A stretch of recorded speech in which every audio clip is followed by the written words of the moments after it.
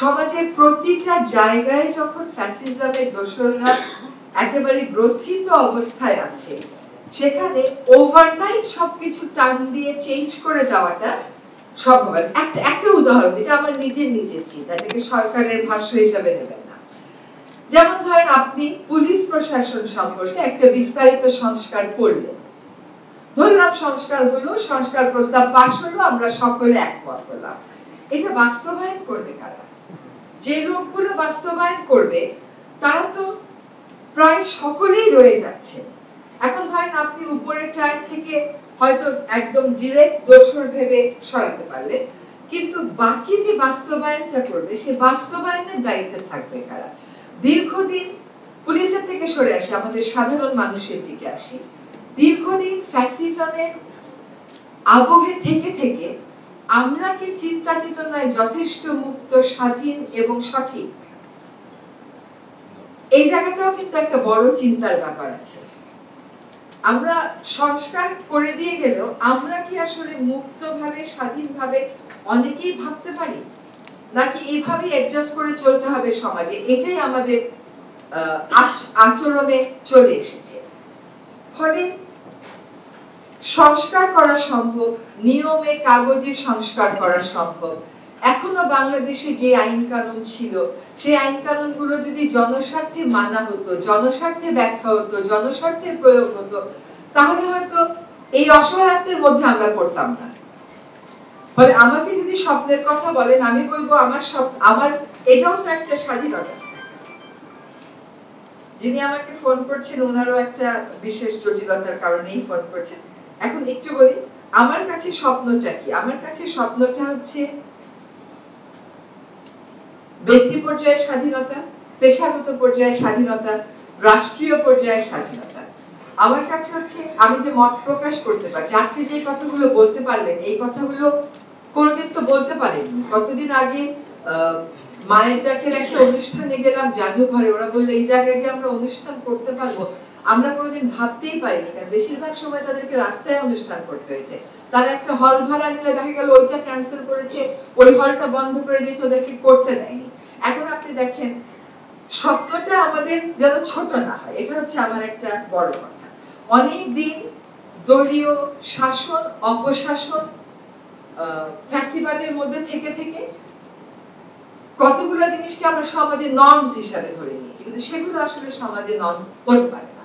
ওইখান থেকে নিজেদেরকে আমাদের বুঝাতে হবে যে আমরা আসলে সত্যিকার অর্থে একটি আদর্শ রাষ্ট্রের জন্য যাত্রা শুরু করতে চাই। একটা আদর্শ রাষ্ট্র পাওয়া 1.5 বছর, 1 বছর, 2 বছর, 6 মাসের ব্যাপার না, কিন্তু যাত্রাটা আমাদের যেন দৃঢ়ভাবে শুরু হয়। আমরা মত প্রকাশের স্বাধীনতা যেমন চাই, আমরা চিন্তার স্বাধীনতাও তেমন চাই। সবচেয়ে বড় স্বাধীনতা আমাদের দরকার হচ্ছে যে আমি আমার বিচারটা পাবো। কিন্তু আমরা শুধু বিচার মানে একটা অর্ডার বা একটা জাজমেন্ট, তা কিন্তু না। জাজমেন্ট আর অর্ডার কিন্তু বিচার না, এটার বাস্তবায়নটা বিচার। সময় মতো আপনি বিচার না পেলে, সময়ের 20 বছর পরে গিয়ে বিচার পেলে, 30 বছর পরে গিয়ে বিচার পেলে, সেটা আসলে আর কতটুকু বিচার থাকে। কাজে আমরা এমন একটা সমাজ চাই যে সমাজে সময় মতো বিচারটা হবে।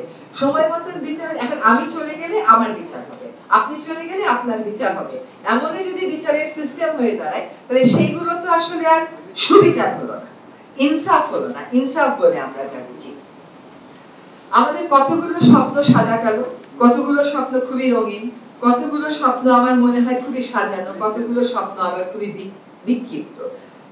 আমার একটা আহ্বান থাকবে যে এখন যেহেতু আমরা কথা বলতে পারছি, আমরা যত সমালোচনা করার দরকার করি, আমরা কনস্ট্রাকটিভ থাকি, ফোকাসটা যেন আমাদের নষ্ট না হয়ে যায়।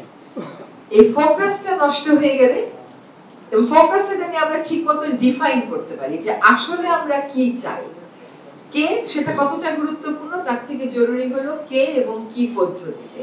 এই পদ্ধতিটা যেন আমরা ঠিক করে ফেলতে পারি। আমরা স্বপ্নের কিছু বাস্তবায়ন শুরু হয়নি এটা আমি বলছি না। এই ঘরে, এই দেশে এখন খাদিজা মুক্ত। আজকে রেজাউল সাহেব নাম ধরে ধরে কথা বললেন, প্রীতমকে জিজ্ঞাসাবাদে কি বলেছে এই কথাটাও বললেন। কিন্তু এখানে আয়নাঘর এখন হয়তো ইনশাআল্লাহ আর কোনদিন আর আমাদের দেশে দেখতে হবে না। আমরা গুমের কনভেনশনে স্বাক্ষর করেছি, অনুস্বাক্ষর করেছি। এগুলো তো শব্দ বাস্তবায়নের প্রক্রিয়া। খুব দ্রুততার সাথে হয়তো আমরা চাই, খুব দ্রুততার সাথে হয়তো হচ্ছে না, পদ্ধতি নিয়ে অনেকের হয়তো আপত্তি আছে। আমরা সবগুলো কথা যেন বলি, সবগুলো কথা শোনা হয়, সবগুলো কথা পড়া হয়, সবগুলো কথা বিবেচনায় নেওয়া হয়। যেমন কোথাও একটা কাউকে নিয়োগ দেওয়া হলে সাথে সাথে অনেককে নিয়োগ দেওয়া হলে বলা হচ্ছে না ও ভালো না, সেটা কিন্তু বিবেচনায় নিয়ে বদলানো হচ্ছে। আর স্বপ্নটা তো আমি দেখবো না বা সরকার দেখবে না, সকলে মিলে দেখতে হবে। যদি সকলে মিলে দেখতে হবে, যদি সরকারের সাথে যারা স্বপ্ন দেখে সকলের একটা সংযোগ স্থাপন খুবই জরুরি।